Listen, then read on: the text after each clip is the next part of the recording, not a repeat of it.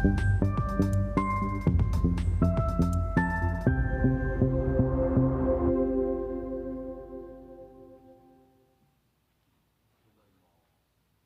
morning, everyone. It is now time to start the GGX Finance Summit 2024. To start the summit, Mr. Ryuzaki Takatsugu, Director General, GX Policy Group, Ministry of Economy, Trade and Industry, will give an opening remark.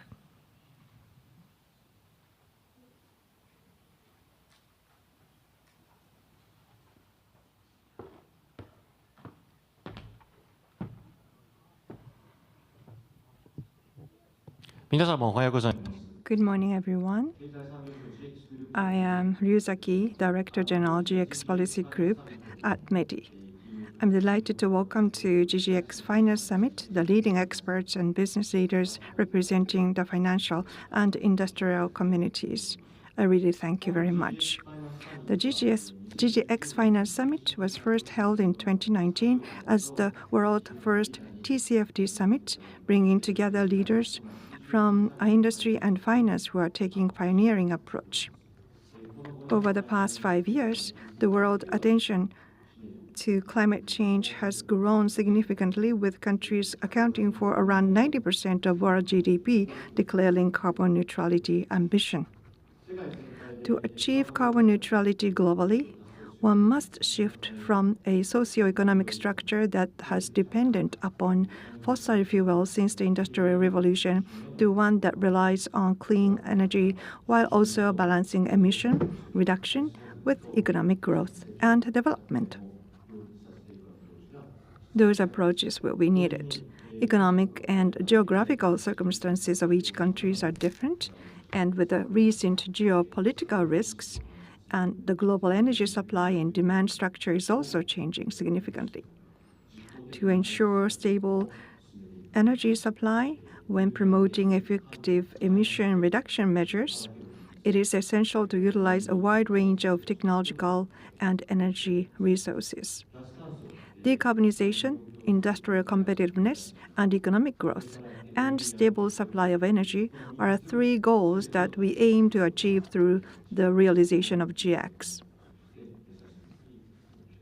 This should be the target for all of us. Quite a number of Japanese companies have strengthened in decarbonization-related technologies. Making the most of them and accelerating efforts to achieve GX will contribute significantly to global decarbonization, and it could create new industries and markets in the decarbonization fields and to become a catalyst for various virtuous cycles of economy in Japan. With this in mind, and to create disruptive innovations that are not an extension of conventional technologies and to significantly boost investment, the government as a whole discussed policy measures at the GX Implementation Council chaired by Prime Minister and decided GX promotion strategy last year. The key to this strategy is a growth-oriented carbon pricing initiative. Rather than introducing a mechanism first and use revenue to support, the government issues GX economic transition bonds with 20 trillion yen first as an advance investment before the carbon pricing is introduced. The approach should make both economic growth and emission reduction possible by so doing. The IEA appreciates this innovative initiative, and a carbon price that will be introduced later will start from a low level to gradually increase. We are creating a system where the earlier companies start working on GX, the lighter the future burden will be, and we are currently examining specifics of designs that will give incentives to forward-looking companies. Another key point is the promotion of transition finance. In order to make real progress in global emission reductions, it's necessary to address the huge demand for financing, not only electrification and fossil-free power source, but also hard-to-abate sector transitions such as decarbonization of heat demand and transformation of manufacturing processes. Ultimately, This should lead to faster emission reductions. Unfortunately, green finance is not always sufficient to meet these financing needs, so we believe it's very important to promote transition finance worldwide.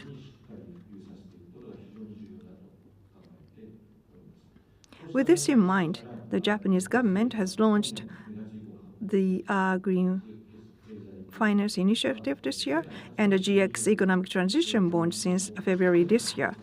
We have been issuing the first series of transition bonds issued by a country for the first time, and we would like to continue to contribute to the establishment and expansion of the global transition finance market. Japanese companies are also increasingly turning to transition finance to raise funds. In August this year, the TCFD consortium developed a guideline for companies that supports development of high-quality transition plans, making it easier for financial institutions to provide such companies with transition financing smoothly and promptly. There are also GX is importantly need for startups to play a role with a sense of speed that is difficult to find in large companies. While Japanese large corporations have a concentration of superior resources, including technology, human resource, and knowledge, as countries compete to position GX as an industrial policy, Japan needs to respond boldly, quickly, and flexibly.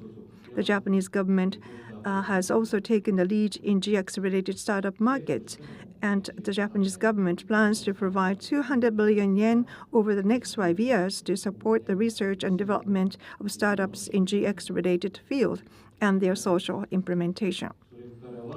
And also in Japan, more than 150 trillion yen in public and private funding is needed over the next 10 years to achieve GX. But aside from the government's 20 billion yen in preliminary investment support, the remaining 130 trillion yen is expected to be covered by private sector financing. The social implementation of GX technology is an unprecedented attempt, so it is challenged that the private sector has not been able to compete. In this case, where there are risks, it is necessary for someone to provide risk supplementation to support smooth financing and GX efforts by each country. So the GX Promotion Agency, newly established this year, is an organization that plays precisely such a role, began providing financial support. As a core organization for GX promotion in Japan, this GX Promotion Agency will also be responsible for operating emissions trading scheme. In addition to investment promotion measures, it is also essential to create an environment that will generate demand in early stages of the market. The future carbon pricing is expected to play a major role in this regard, but since it will be introduced at stages to facilitate the development of alternative technologies and shift in business models, it is important to visualize CO2 reductions so that corporate efforts can be properly evaluated and to stimulate demand through every conceivable measures, such as the use of GX. So international collaboration is also indispensable in promoting these efforts. Last week in Laos, the Asian Zero Emission Community held a summit meeting. Leaders agreed on a joint statement including action plan for the next decade and called the establishment of rules to promote transition finance and visualization of emission throughout the supply chain to create a virtuous cycle to generate more decarbonization projects. So those directions were indicated by the summit leaders. In particular, at the ASEC summit, transition finance was receiving expectation from the meeting. In this area of transition finance, the Asia Transition Finance Study Group, led by the private sector, and the Asian GX Consortium, led by the financial authorities, have been working on the promotion of transition finance, which, in order to achieve a common goal of realization of net zero society through various paths, According to the actual situation in each country, we will take initiative in international discussions, including the establishment of global rules for transition finance through concerted effort in Asia. The hopefully G funds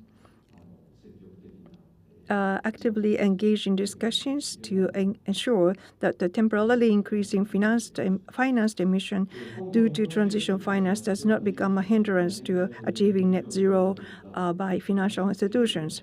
Japanese government plans to discuss industrial structure, industrial location, energy and market creation in an integrated manner and compile a GX 2040 vision by the end of this year in order to enhance foresight into uncertainties such as the development of GX and increase electricity demand.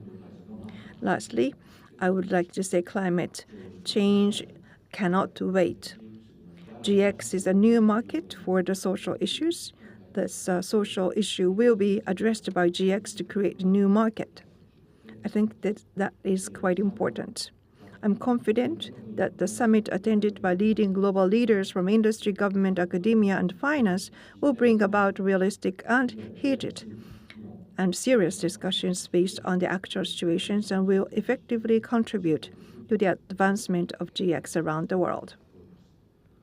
I would like to conclude my opening remarks by wishing today's summit a great success. Thank you very much indeed for your attention. Thank you, Mr. Ryuzaki.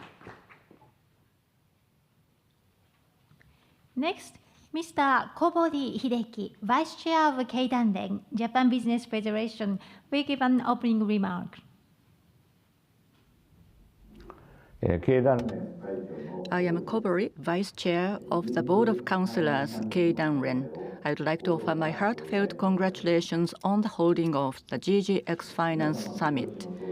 As you all know, the Japanese government has committed to achieving carbon neutrality by 2050 and announced this goal internationally. The institutional framework for achieving this, namely the GX-related laws, were passed by the Diet last year, and the GX in Japan is now moving forward in a major way. To date, Keidanren has submitted its proposal towards green transformation to the Japanese government in May 2022. And the organization has also actively participated in related discussions and voiced its opinions. In this context, Keidanren has emphasized that a large amount of investment is required for GX, which aims at fundamentally transforming the economy and society, and that it is important to link this to economic growth. The Japanese government has also decided to issue GX economy transition bonds from this year to support upfront investment. The GX economic transition bonds are the world's first transition bonds issued by a government sector, and the business community has high expectations for their impact. On the other hand, in order to realize the Japanese government's goal of 150 trillion yen of investment over 10 years by the public and private sectors combined, it is necessary to create an environment that will mobilize private sector funds using the support for advanced investment as a catalyst. The first step in creating this kind of environment is to disclose information. In June last year, the ISSB published sustainability disclosure standards, which include climate-related disclosures. For this matter, TCFD Consortium has also been engaged with discussions, and the Keidanren is committed to further expanding the scope of disclosure and promoting engagement with financial institutions and investors. Secondly, the development and implementation of zero-emission technologies which do not currently exist is essential for the realization of GX. But since such innovations cannot be achieved overnight, financing for transition technologies is essential. To this end, the Japanese government has formulated the basic guidelines on transition finance, sector-specific technology roadmaps, and follow-up guidance to promote transition finance. It is important to use these tools to improve the credibility and effectiveness of corporate transitions and further promote transition finance both domestically and internationally. Third, in order to achieve global emissions reductions, it is extremely important that companies work to reduce emissions throughout their entire value chain, in addition to reducing emissions through their direct business activities. To achieve this, it is necessary to actively evaluate so-called avoided emissions. The Keidanren has been calculating the avoided emissions quantitatively for cases where products and services from a diverse range of companies and industries are contributing to reductions throughout the global value chain, and disseminating this information in the form of a concept book since 2018. In addition, in order to promote the spread of products that contribute to emissions reductions throughout the entire value chain, including the results of emissions reductions by upstream companies, it is important to create a market where value is appropriately evaluated. In this regard, in Asia, there is the Asia Zero Emission Community, or AZEC, which is a framework for cooperation and policy coordination towards carbon neutrality in the region. I believe that we need to deepen discussions through initiatives like this and work with countries to formulate rules on the global scale. I have heard that a wide range of discussions will be held at this summit, including the points I have just mentioned. I sincerely hope that these discussions will lead to the realization of a GX in Japan and around the world, and I'd like to conclude my speech in these words. Thank you for listening. Next, Ms. Mary Shapiro, Vice Chair of Glasgow Financial Alliance for Net Zero, will give an opening remark. It's an honor to address the GGX Finance Summit 2024. I'd like to thank the Ministry of Economy, Trade and Industry, the WBCSD, the TCFD Consortium, and the GX Acceleration Agency for arranging and sponsoring the event. I wanted to start with a Japanese proverb, which translates in English to, "A single arrow is easily broken, but not three in a bundle."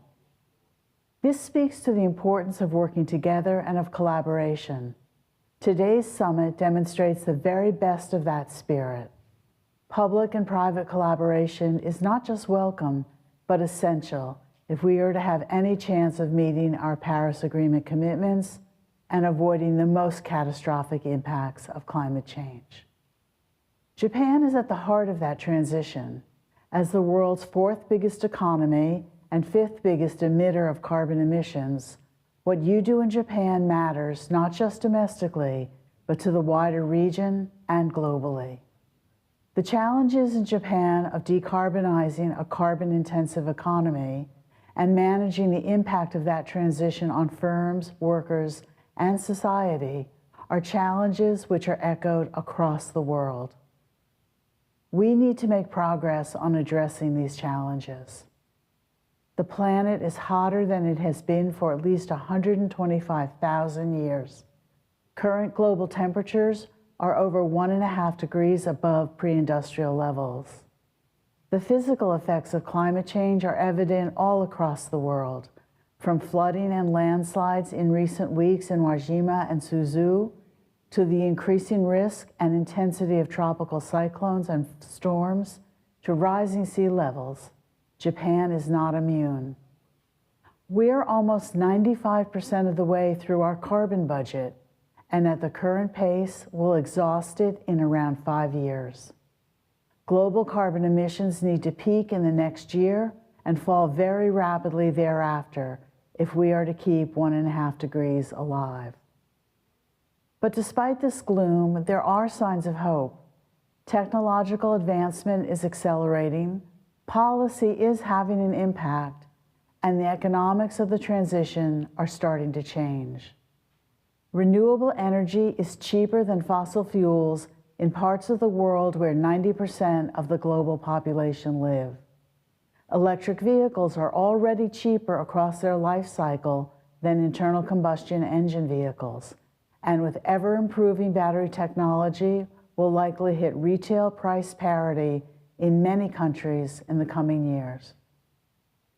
The technologies needed to drive rapid industrial decarbonization are starting to arrive, even if they need rapid scaling. And financial sector and real economy corporates are seeing the opportunities associated with the transition. Over 12,000 firms have made a commitment to net zero through the UNFCCC. The Glasgow Financial Alliance for Net Zero, which I'm the vice chair of, works with net zero alliances with over 700 financial sector firms across 50 countries, which have made a net zero commitment, including 25 in Japan. This is a 4 times increase since we were founded in 2021. And to deliver on those commitments, firms are now developing and publishing transition plans. 2/3 of those financial sector firms within net zero alliances have voluntarily set out their plans for a transition across the 5 themes of the GFANS framework. And half of those provide detail on all 10 components of the GFANS framework. To support and build on this progress, last year we announced the GFANS Japan chapter. This group brings together more than 20 leading Japanese financial institutions, together with the relevant Japanese authorities, to support efforts to provide finance to decarbonize across all sectors of the economy and seize transition-related opportunities. With its consultative group chaired by Hiro Kamazawa-san, Group CEO of MUFG, and getting expert input from individuals such as Masakono-san, IFRS trustee, the chapter is already accelerating efforts to support the transition of the Japanese economy. But while we are making progress, we have much to do if we are to have a serious chance of delivering on our climate objectives.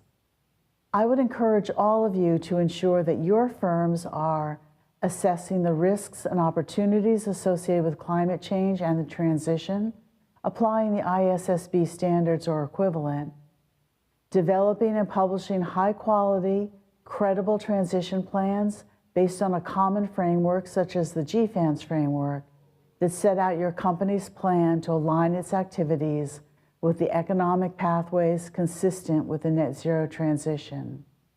Engaging with the companies you are financing, encouraging them to develop transition plans, and not being shy of highlighting the action needed to transition. And working collaboratively with your government on the pathways, policies, and project financing that is needed to deliver an economy-wide transition, including the development of high-integrity carbon markets. Working together, finance, real economy firms, policymakers, we are the unbreakable bundle of 3 arrows, and 3 arrows in a quiver gives us a much better chance of hitting the zuboshi, of limiting global warming and averting its most catastrophic consequences. Thank you. Thank you. Panel discussion 1, expanding the GX market, will now commence. The moderator of this session is Ms. Hayashi Reiko, Director and Deputy President, Bank of America Securities Japan Co. Limited. Now, I'd like to ask Ms. Hayashi to moderate the session. Ms. Hayashi, please. Good morning, everybody. Thank you very much for having me this morning in such a distinguished event. My name is Reiko, Deputy President of BofA Securities Japan, and I'm so happy to work with distinguished guests this morning. So first of all, please let me explain the background of this session named Expanding GX Market. What is GX Market? GX Market is green transformation market, or we can call it green market, the market for products which are supplied to the market by decarbonization investment. First of all, I'd like to highlight that CO2 emission from hard-to-abate sectors account for around 30% of global emissions.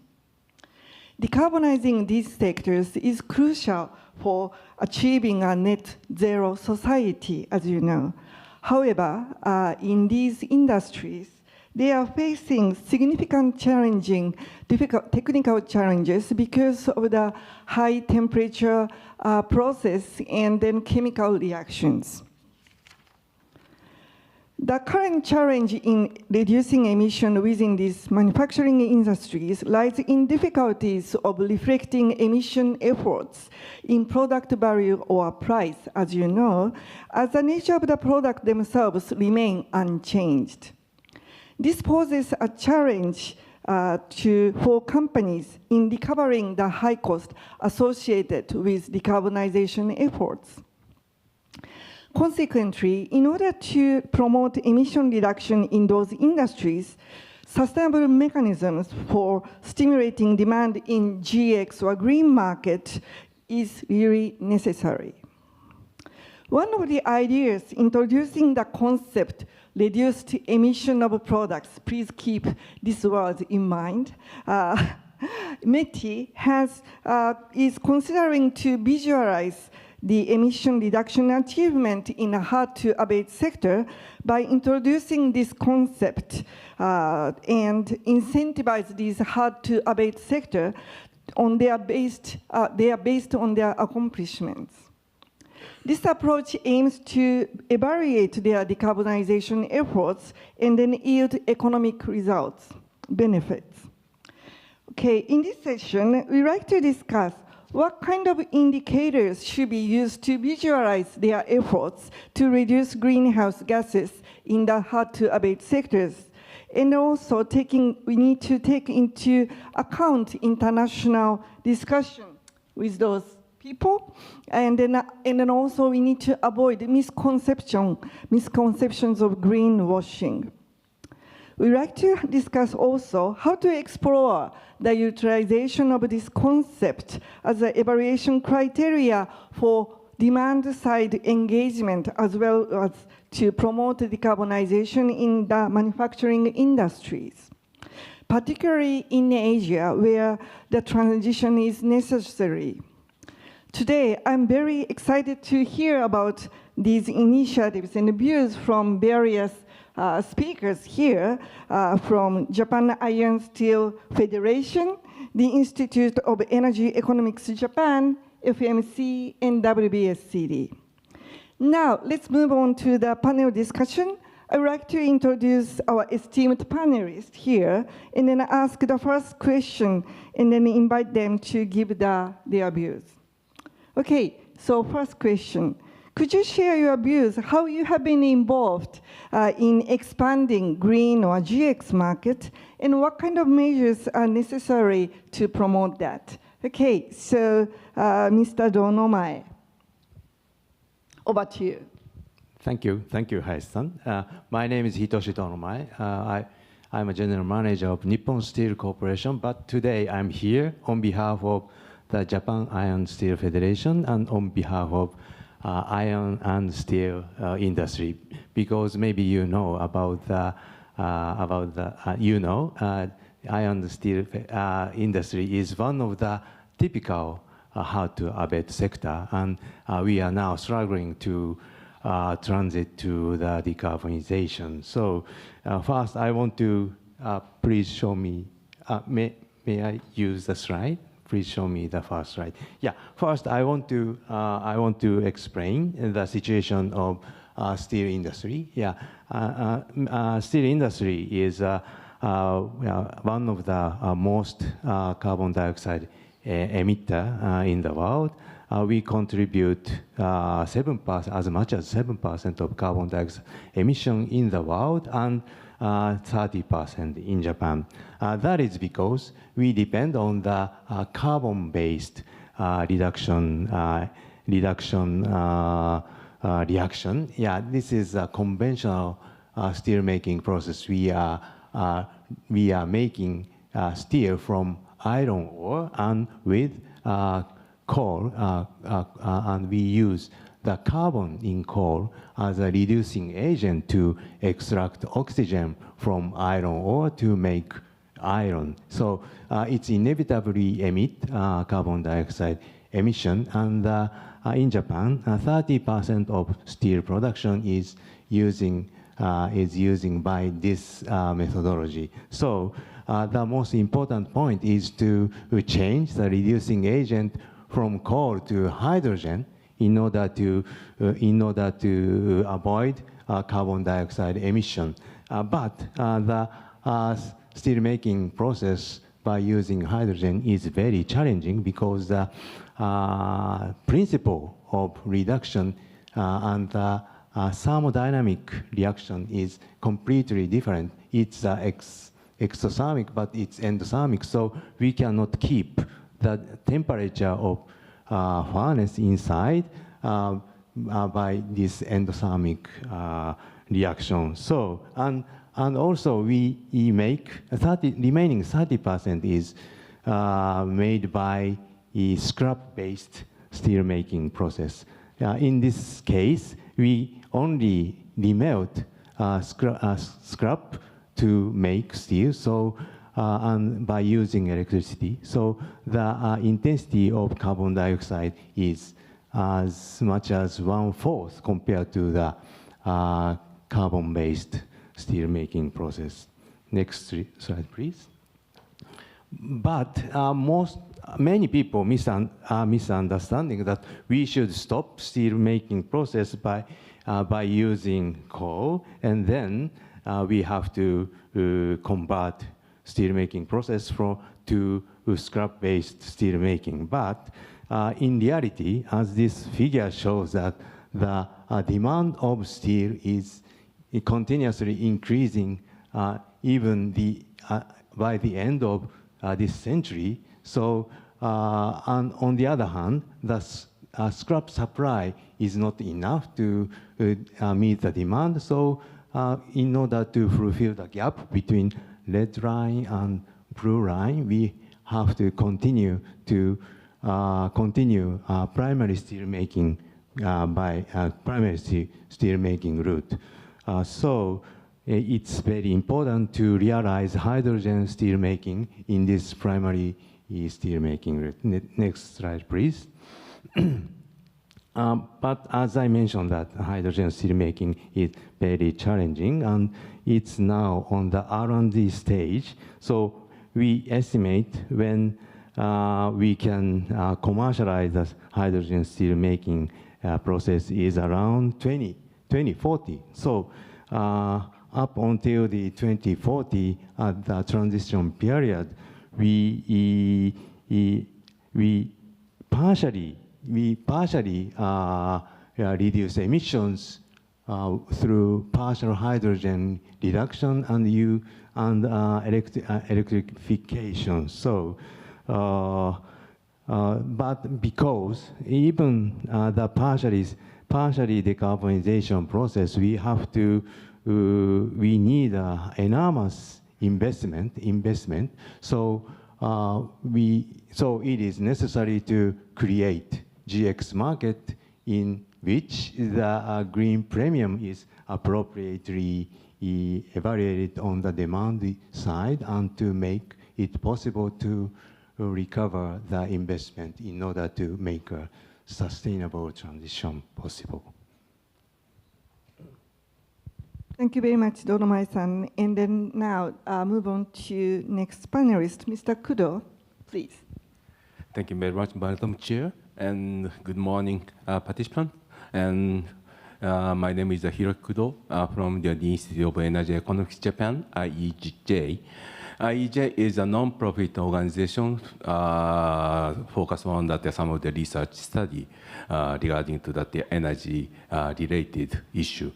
So I'm now the board member of the IEJ, and also that the director in the field of the electric power market.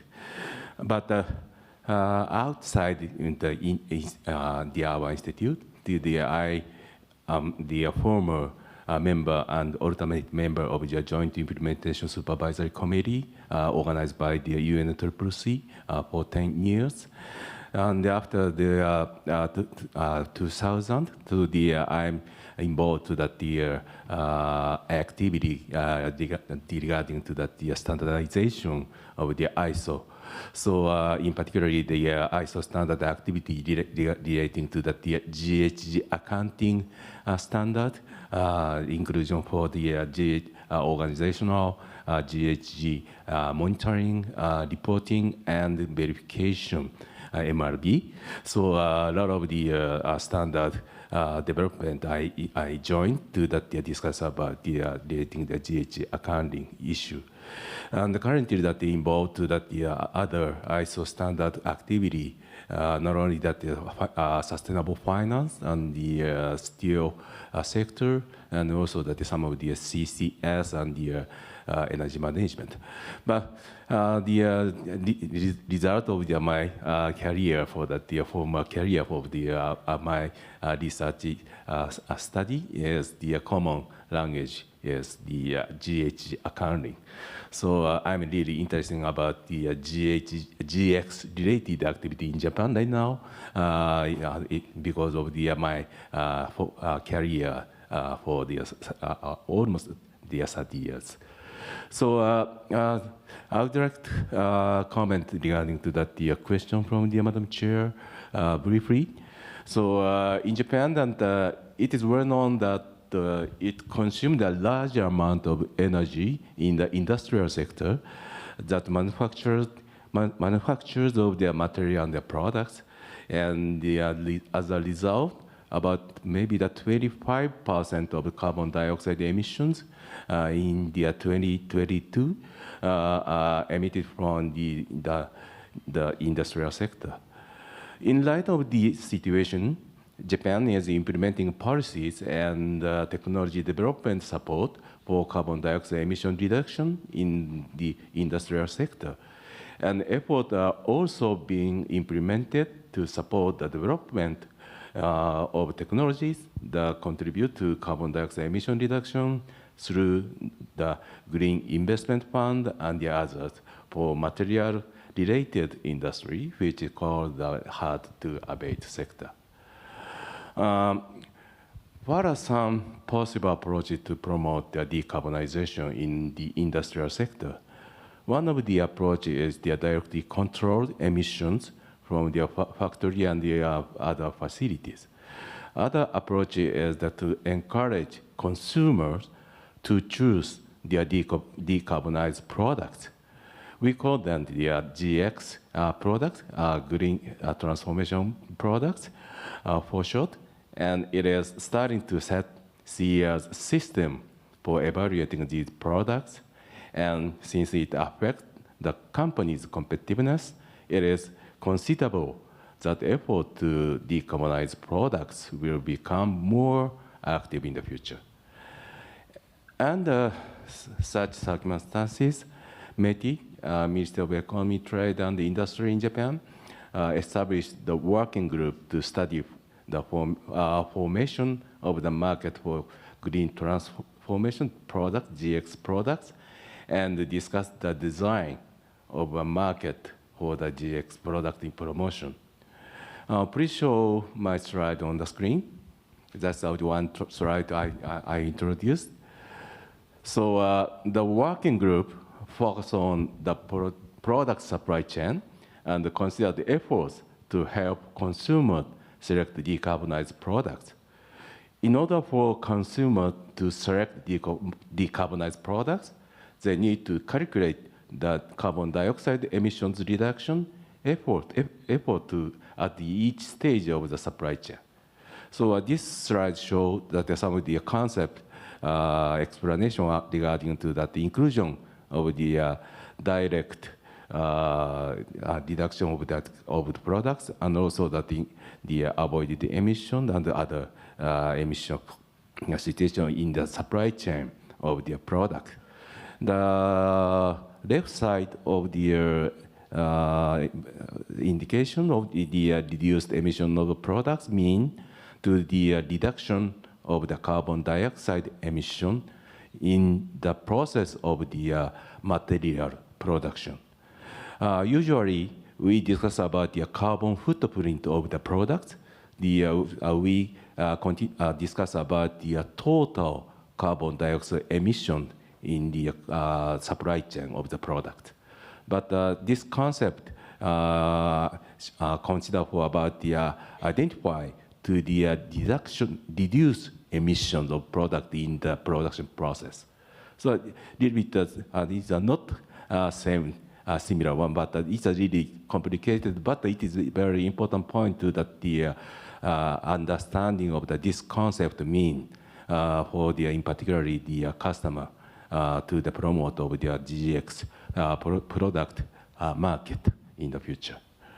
So the working group proposed this concept to the reduce emissions of the products, but right now to the how to appeal this index to consumers is an ongoing issue. That is the subject problem.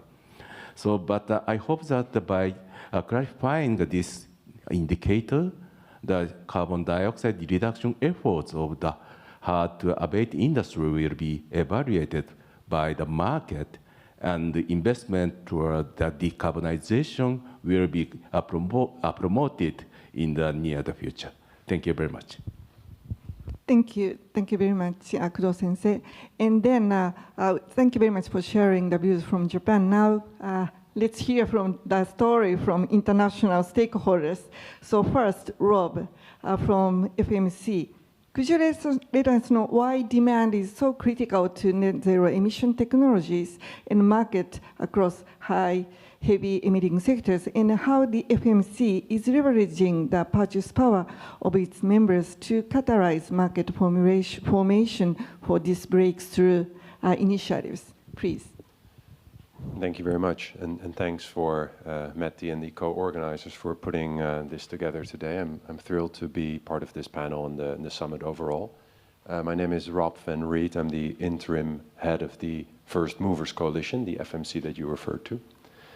So I think we've seen globally, and certainly in countries that have deployed what are unprecedented levels of public funding for decarbonizing heavy emitting industries, we've seen that it's not enough. You need proven and precise demand to get those projects to scale. So we've seen in the headlines in the last few months a lot of projects that were announced, whether it's on green hydrogen or sustainable aviation fuel or green steel projects, which of course are dependent on green hydrogen being scaled up. We've seen these projects not reaching final investment decision, or we're seeing them not reaching it fast enough. And in some cases, even projects reaching FID, final investment decision, only then to be scrapped. There are a number of reasons for that, but a pretty important one is that there's not enough demand. Or there is demand, but it's somewhat fuzzy, it's not precise enough, and importantly, it's not followed up by offtake, binding offtake. And so this is where the First Movers Coalition comes in. The next slide, please. First Movers Coalition, next slide, please, was launched almost 3 years ago now at COP26 in Glasgow for a very specific purpose to address what I call the three-figure problem. And the first figure was already mentioned by you earlier, that the so-called hard-to-abate sectors, although I've been asked to stop calling them hard to abate, they're possible to abate sectors. Either way, they're hard to abate, all the same. They account for, depending on where you get your data, between 25 and 30% of all global emissions. And if left unabated, so if we don't do anything about that, those 7 sectors will account for about half of all emissions by 2050. But the third figure, which to me is the most important one, is why FMC was created, that about half of all the reductions needed for these sectors to reach net zero need to come from breakthrough technologies not yet available at scale. Next slide, please. So the First Movers Coalition secures advanced purchase commitments from companies to build that early, credible, and precise demand signal that then gives confidence to the market and the project developers to build those critical green steel plants, green aluminum plants, etc. If we are going to reap the benefits of these technologies post-2030, we need to start building that demand now. So what does that mean in practice? So while FMC, First Movers Coalition, is a voluntary initiative, it's very specific in 3 ways. Each commitment specifies a percentage that a company commits to purchasing. So if a company joins our steel sector, they commit to buy at least 10% of all their steel by 2030 to be near zero emission steel. The second way it's specific is that even though FMC is technology agnostic, we focus on deep decarbonization technologies. And to the point earlier made about the transition period, that is not because we don't think the transition technologies are important, they're critically important. So this is not about letting the perfect be the enemy of the good, as I think Dominic, you also earlier mentioned while we were preparing. It's just that the sector is not going to reach net zero without those breakthrough technologies coming online soon. That's why we focus on those deep decarbonization technologies. And the third way it's very specific is that the commitments are bound to 2030. So our members commit to buy that percentage of all their purchasing volume in a material sector like steel, cement and concrete, or aluminum, or in the transport sectors that we cover, aviation, shipping and trucking, and meet that commitment by 2030. Next slide, please. So where do we stand today? Sorry for all the numbers on the slide, but I think it tells a compelling story, hopefully. So we currently have 101 members in the First Movers Coalition, including a number of Japanese companies. They have together signed more than 125 commitments, and that is projecting the largest private sector demand signal for these deep decarbonization technologies in the world. But maybe 2 figures that to me are critically important on this slide. One is the one sort of just left of the middle, because to the point earlier, you know, demand isn't going to do a whole lot if it's not followed up by the actual deals in the real economy that build the market. So we can today point to around 100 examples or instances of our members actually not just making the demand signal, but following up by offtake, investments, partnerships, etc. And that is really exciting. That number needs to be scaled dramatically in the coming years, because that number, as I said earlier, is building the market. And then maybe just a second figure is that we're very lucky in the First Movers Coalition to have the support of 14 government partners, Japan being one of them, because to the point made earlier, that public-private collaboration is absolutely critical for this market to scale. Maybe just a final note to sort of finish my initial reflections here, because sometimes I'm asked, why would a company sign up to the First Movers Coalition? And luckily we have 100 examples to refer to, and they certainly will all have different motivations for doing so. Because isn't there a lot of risk with, quote unquote, moving first? There's risk, and I think if I look at the different motivations that companies have, the imperative of the worsening climate crisis is certainly one of them. I'm always encouraged to see how committed our members are to doing their part in avoiding the runaway climate crisis. But a lot of them also see the competitive edge that they can attain if they are ahead of the curve, building that green market, connecting with suppliers that will be able to meet their need for breakthrough solutions, acquiring and keeping in-house talent on climate, decarbonization, sustainability. So I think a lot of them also see the benefit of being in this first cohort of companies working with financiers, with governments, to eke out that competitive edge in the emerging green economy. Thanks. Thank you very much, and very encouraging comment, especially possible to abate sector is the word I'm going to remember. So now, Dominic, could you share your views? You're from WBSCD. Thank you. Yeah, thank you very much. And it's, I'll echo other panelists, it's a delight to be here at the Global Green Transformation Finance Summit. If you could put up the slides for my short intervention, that would be great. So we're at a very exciting time, I think, in this agenda. I mean, there's been work, I'd say, for the last sort of 7 or 8 years to unpick what it's going to take to move quickly and at scale. And the unlock on the demand side is one that has really come to the fore. And Rob gave a great presentation, and initiatives like the First Movers Coalition are exactly what the world needs. So if you're thinking about these things, then you should, join up. If you go to the next slide, please. So the World Business Council for Sustainable Development has over 250 members, about $9 trillion of revenue. And look at that and think of basically kind of like a sellers and buyers club, because all of these companies are committed to that transition that we talked about. There's a membership criteria. You can't be in this club if you're not committed to the shift. And I'm very pleased to say that on the next slide, we have a good group from Japan.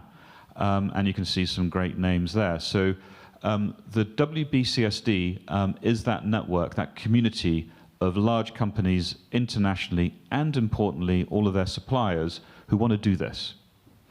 And this demand piece has come through really loud and clear. And at the New York Climate Week, a couple of weeks ago, if we go to the next slide,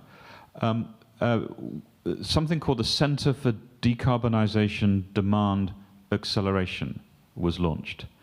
And this draws on that community, and it draws on the work that we just heard from the First Movers Coalition, and basically says, okay, so if we know that we want to pull that green steel through, if we know that we've got kind of new technologies that need those commitments to purchase so that they're in market by 2030, if we know that consumers need to kind of understand what to do, then perhaps there's some bits and pieces which will help make all of this move fast, including some of the technologies which are available now. Japan is very famous for its energy efficiency, for its heat technologies, and also for smaller and lighter industries, as well as the hard to abate or possible to debate or expensive to debate sectors. There's also many other sectors as well. So this Center for Demand Decarbonization Acceleration, in partnership with people like Green Market Activation and Sustainable Procurement Pledge, and the Industry Transition Accelerator, which was launched at COP28 and championed by the UAE government, the UNFCCC, and GFANZ, really focuses on 3 things. So if I'm a company, you might be sitting there thinking, okay, well, this all sounds pretty interesting, but how do I know what to join? Well, this outfit, this center, will kind of map all of these demand activities that are out there, and you can find the one that suits you. And you can get information about it, what its pros and cons are. Secondly, okay, so I've joined one of these alliances, but what do I need to know about the contracts that I need to put in place and how to make things work? And so this center will identify the key standards and certification schemes that you need to unlock the opportunity and therefore make the pledge and really push the First Movers Coalition along. And then lastly, to boost that procurement at scale, what kind of other buyer alliances are there which perhaps suit my sector? What clubs can I join, and which are the most effective ones, and how do I know who to ring up to find out how to get involved? So this is quite a new piece. As I say, it was launched 2 weeks ago, but I'm delighted to say, if we go to the next slide, that we've already got quite a lot of interest in this to help kind of with those activities and those areas of focus that you can see. So this is going to grow quite quickly, and we do hope that it'll be a very useful piece of architecture that will provide the plumbing to speed up all of these amazing areas of work which are taking place to pull green steel through to help consumers and to help kind of get purchase agreements in place for all of those technologies that we're going to need. Now, two things stand out, and I think we're going to be talking about them in the next stage of this panel. The first is, well, okay, but how do I know as a consumer or as someone from the financial sector that the work that a company is doing, the supply chain that the company has mobilized, is actually offering a clean or a green product? How do I know? How transparent can you be? And the second thing is, certainly from the financial community, how do I engage to pull that through in terms of understanding that if I invest in it, there actually is an emissions return as well as a financial return. So what is the accounting mechanism that I need to understand when I look forward in time rather than back in time? But I think we'll be talking about that next. Thank you. Thank you, Dominic, for raising questions already to everybody. And then, but it's quite interesting to know that Center for Decarbonization Demand Acceleration, it's really important, which is happening in New York Climate Week.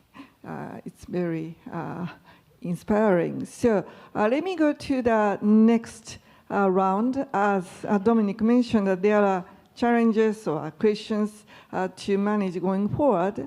So Donomai-san, could you talk about the current challenges and then to visualize emission reduction efforts or any challenges you are facing? Thank you very much. Please show the first slide of me. Yeah, I want to additional comment about REPs, reduced emission of a product. Mr. Kudo-san mentioned about that. This is a relatively new concept. It's neither reduced emission of corporate nor reduced emission of product, but reduced emissions embedded in products. That's the point. It's a new concept. So all panelists emphasize that the indicator or visualize the GX value is important, but in order to make GX market, but REPs is just the tool to visualize GX value. Maybe you all are familiar with the carbon footprint, but carbon footprint cannot visualize reduced emission, as Mr. Kudo said that. So this concept is very important to green transitions. Next slide, please. But unfortunately for the steel industry, Rob said that the deep decarbonization technology is the most important and should be prioritized. But for steel industry, it's not easy to transit as soon to the deep decarbonized technology. But as I mentioned, that we cannot make that kind of near zero steel. A few years ago, near zero steel was demanded by the world, but it's not in reality. We cannot provide that kind of deep decarbonized product in this decade, we guess.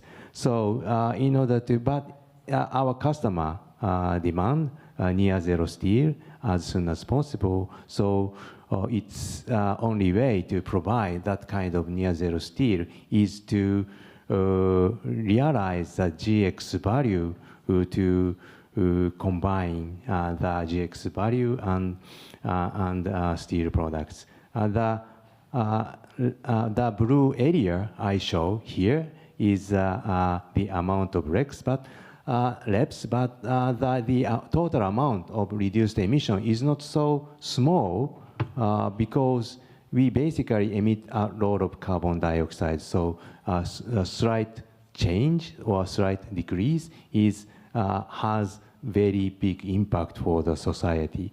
And next slide, please. So now we are now challenging the new ways of selling products by applying the concept of REPS. This is that we measure the reduced emission of our corporation, and we issue the certificate from the reduced emission, and then we provide steel products with certificate.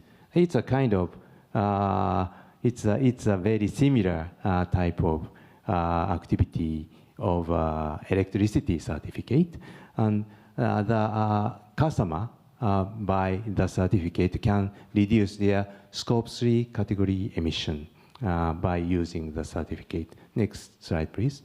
But the problem is about this kinds of commodity certificate. The concept is very new compared to the electricity certificate, which has a long history. So there are no concrete definition of the commodity certificate, and there are no rules for usage of this certificate. So we are now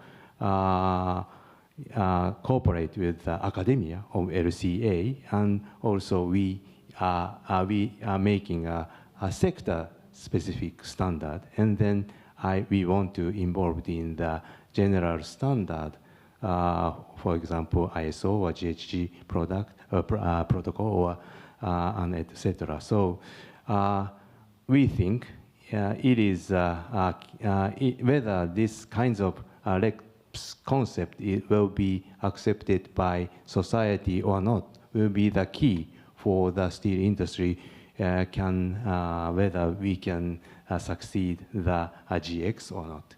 Thank you. Thank you, Donomai-san. It's quite interesting to introduce new concept, REPS. And then, Kudo-sensei, you have been working for the working group of GX market creation, and you are an expert of the global standard.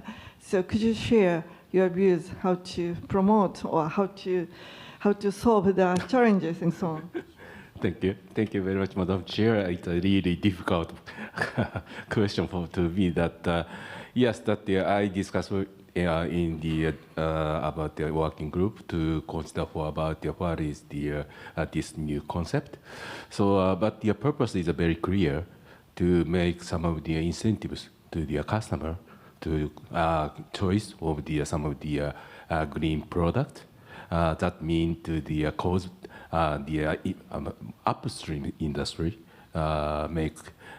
keeping their investment continuously through the visualization of the emission reduction activity.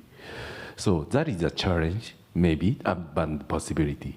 But I think that reducing the carbon dioxide emission globally is very crucial for achieving the net zero situation.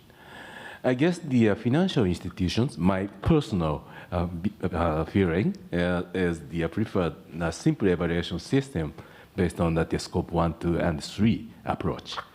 So this approach focuses on the absolute carbon dioxide emissions by the company.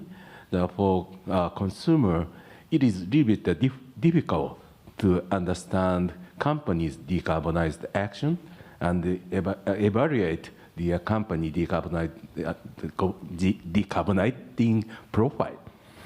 So I think that this approach tends to some kind of negative, but to properly evaluate the reduction effort, it is necessary to think from the incentive-based perspectives from the beginning and create a system that converts reduction achievement into monetary value. So additionally, during the transition to carbon neutrality, it is important to recognize the difficulty of achieving decarbonization by using the reduced carbon dioxide emission of products and avoided emission as evaluation indicators. It can encourage the efforts of those involved in the reduction process. I think the most important thing for such indicators to be used in the market is a create rule, a common rule for appropriate calculation method, and to ensure that the reliability of the indicators being promoted is fully ensured. That maybe that Dominic-san had already identified that this program, so it is very important subject to promoting and the visualization indicator in the market. And METI is creating guidelines for the reduced emission of the product in the collaboration with metal manufacturers, such as those in the steel industry, has already Donomai-san introducing. So it is essential to actively promote the indicators from Japan and establish them as a global standard. The gaining the recognition from the international rules, such as the GHG protocol, Science-Based Target Initiative, and ISO standard relating to that GHG accounting, would lead to improve the acknowledgement from customers and led to expansion of the GX market. Thank you. Thank you very much, Donomai-san. So, Rob, from your point of view, what kind of obstacles from the projects of the supply side are encountering in getting off the ground? What strategies can be deployed from your point of view? Yeah, thank you. And I'm finding this panel incredibly instructive, and you've seen me take pictures as well of some of the slides, because I find the work on REP very, very interesting and complementary to I think the work that we're doing both with the First Movers Coalition, but also the center that WBCSD just launched a couple of weeks ago in New York. So very happy to follow up on that after the summit as well. So we've seen that although there was some progress made in the last few years, and FMC is only a small part of that puzzle, it's of course not a very rosy picture. If we look at the extent to which these sectors are on track, and not just those sectors, but on track to reach net zero. And that's, again, there's a sort of a kaleidoscope of explanations for that. But there is generally a mismatch between the cost of production to make these products and these services available and the willingness to pay for them in the market. So this is what generally then is referred to as the green premium is too high, prohibitively high even if you ask some companies. And that really is a major barrier to unlocking demand at larger scale.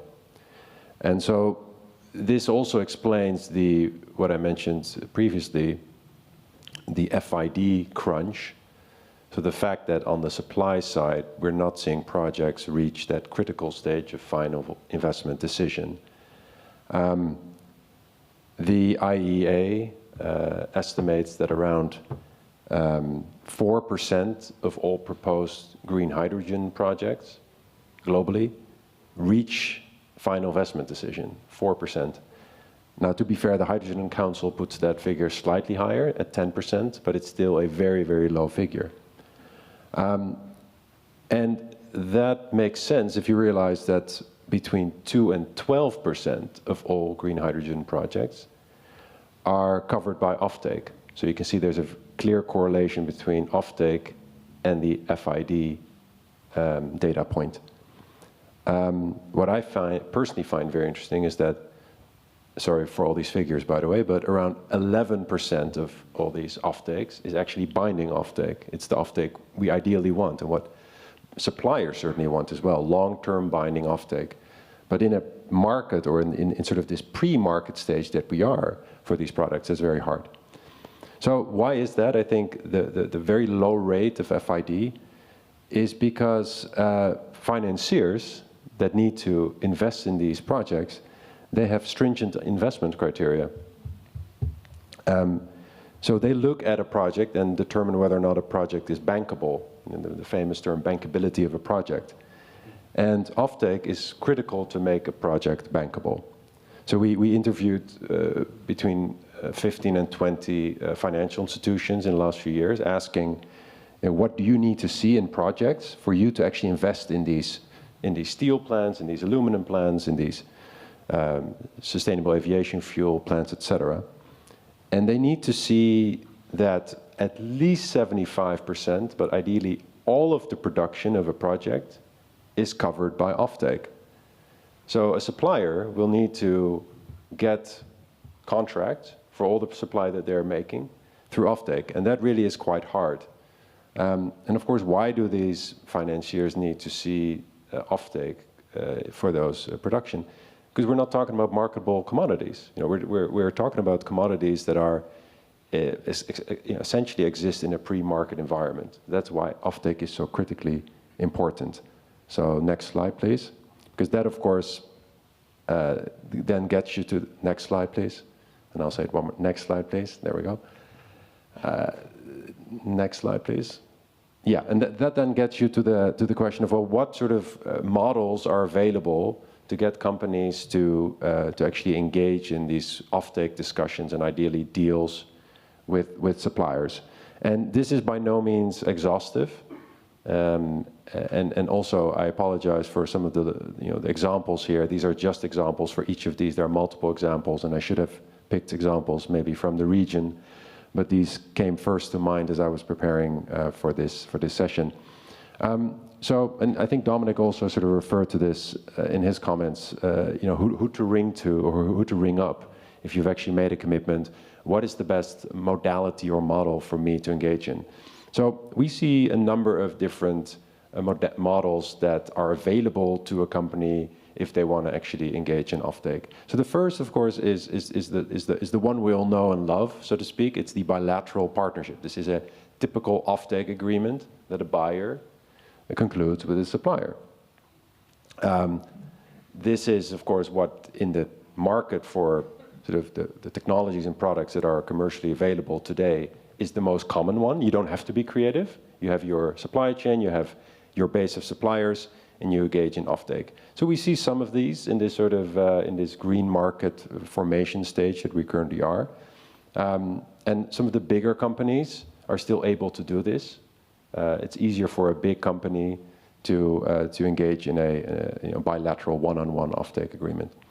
But then we see a couple of fairly creative efforts out there. These are sort of demand aggregation efforts, also known as buyers clubs, where essentially a number of buyers pool their demand, and then they collectively, often through the use of a third party, negotiate offtake with suppliers. So we see this in the aviation and shipping space. There's Sustainable Aviation Buyers Alliance. There's ZEMBA, the GMA that Dominic referred to earlier, the Green Market Activation Center, is also trying to do this for other sectors. So that might be appealing to a company if they want to engage in these clubs. We also see, as a third example, equity investment. So we see companies essentially purchasing a stake for a committed volume of the production that a project will make. So there's some examples there that are quite exciting. We see emerging as well, especially for some of those really hard early stage, first of kind projects, coalition financing. So a bunch of different actors from the capital stack, often coupled with a whole bunch of offtakes from different end-use buyers, basically coming together to get the project financed and off the ground. And then we see joint ventures. There's an example here on the slide in the aluminum space. It's an interesting one to dig into if you're so inclined. And then finally, and maybe that's just also the point to end on, what I always find very encouraging to see when actually companies across the supply chain or value chain collaborate to get projects off the ground. Because the green premium is a bit of a sort of artificial construct in the sense that, if you look at a supply chain, the green premium can be any number depending on where you intervene. If you're the big steel buyer, the green premium is huge, and it might not be acceptable for you to cover that green premium.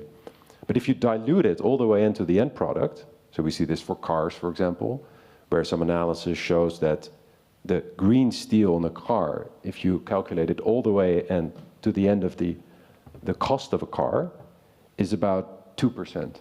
Now, 2% is still a substantial figure, but it's manageable. Right? So this, I sometimes see this more as a value chain problem to solve for than a decarbonization problem to solve for. Thank you. I'll leave it there. Thank you very much. A very interesting slide. So, Dominic, your comments from your point of view on the challenges and then what you're trying to solve with your efforts. Thank you very much.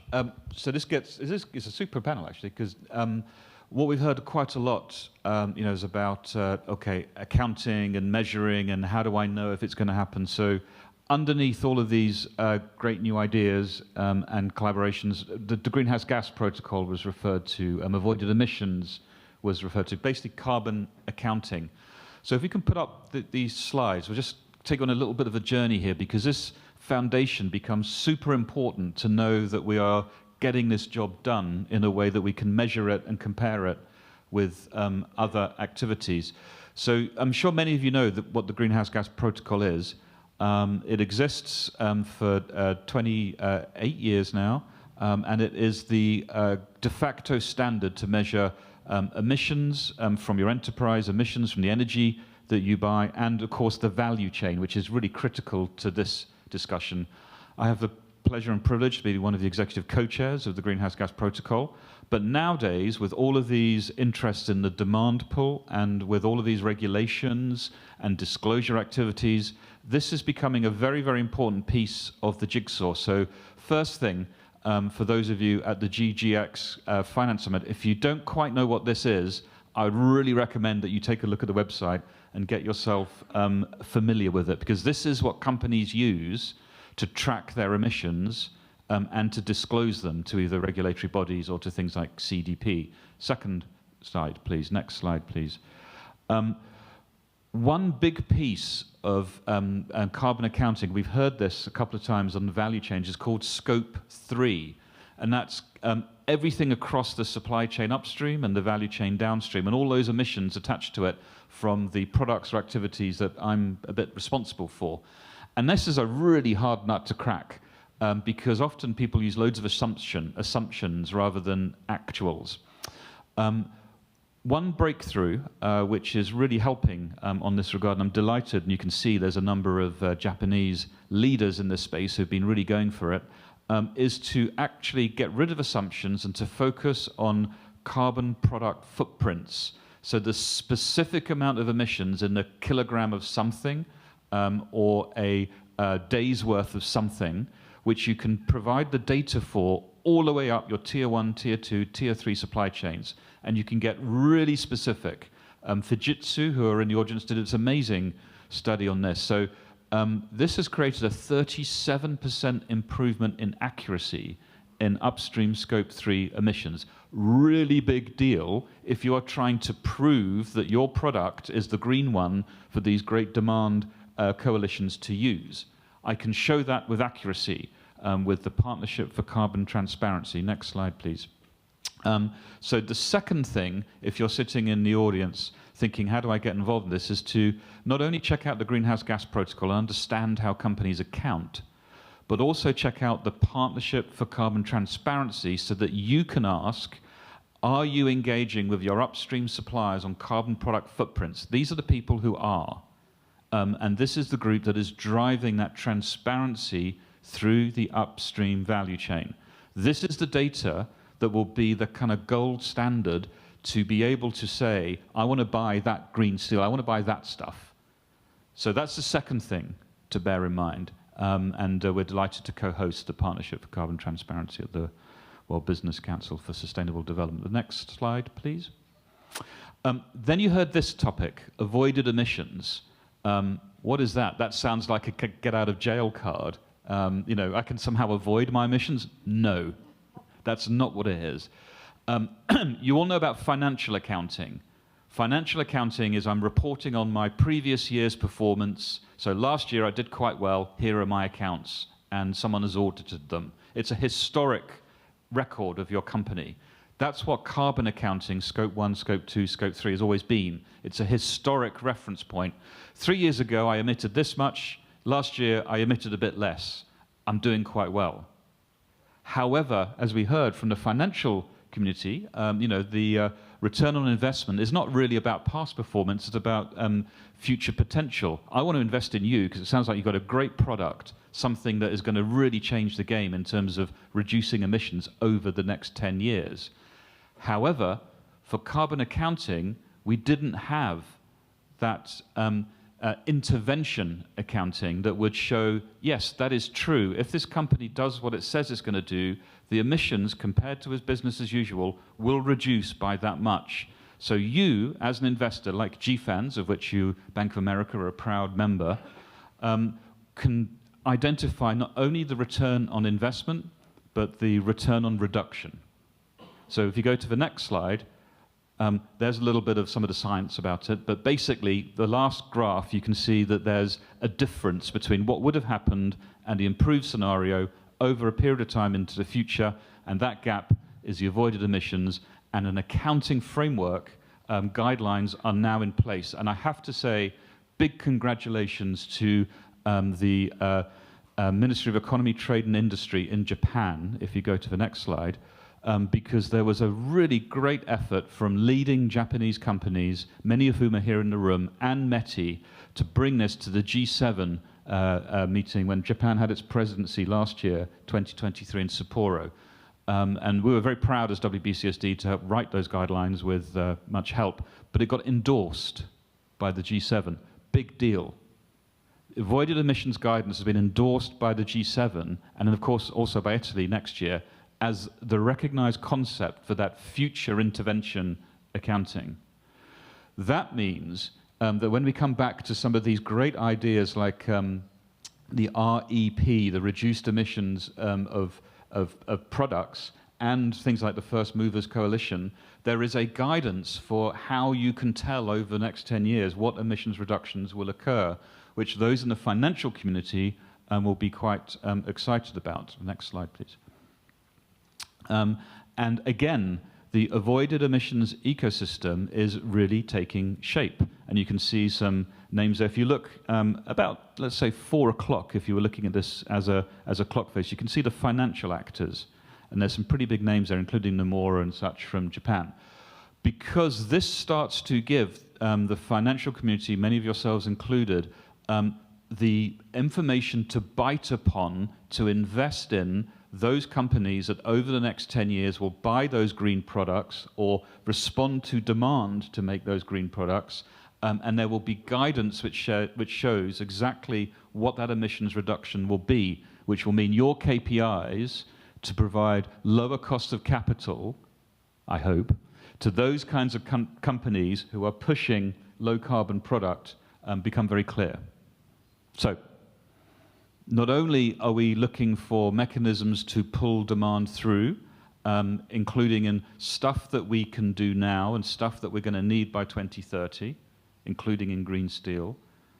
Not only do we need transparency upstream in the supply chain to show everyone that this really is the green stuff that is doing well, carbon accounting, carbon product footprinting, partnership for carbon transparency, we also now have guidelines that can show over the next 10 years, if a lot of this stuff goes into the market, this is the amount of emissions that will be reduced to engage the financial community and others to start purchasing and getting involved in the investment. So in a way, the architecture is taking shape quite well underneath as the plumbing for this activity, which hopefully will provide a really good enabling environment to explore these great ideas like reduced emissions of products and other things. Thank you very much. Dominic, thank you very much for the summary for the total session. We are running out of time, but I'd like to reiterate that we fully understand the creation of a GX product or GX market is really crucial to scale the decarbonization investment. And as Dominic said, and then other people said, collaboration among financial industries and then manufacturers, and then also consumers is really necessary to achieve carbon net zero, not only in Japan, but in Asia and then globally. So hopefully we can have further discussions on the reduced emission of product, and then also GHG protocol or avoided emissions. So many things to be discussed going forward, but let's keep on going. And then again, thank you very much for participating today. And then let's continue to work together towards the decarbonization of the world. Thank you very much. Thank you very much, Ms. Hayashi and the panelists.